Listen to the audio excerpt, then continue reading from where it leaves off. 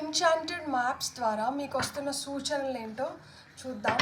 దిక్సూచిలాగా మీ లైఫ్కి ఏది పనిచేస్తుంది, ఎలా మీకు ఉండాలి అనేది మనం ఈ వీడియో ద్వారా చూద్దాం. మీరైతే డబుల్ ట్యాప్ చేసి మీ ఎనర్జీస్ని మీరు క్లెయిమ్ చేసుకోండి.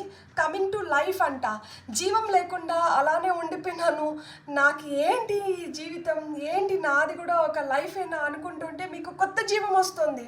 మీలో రెట్టింపు ఉత్సాహం వస్తుంది, మీలో మార్పు వస్తుంది.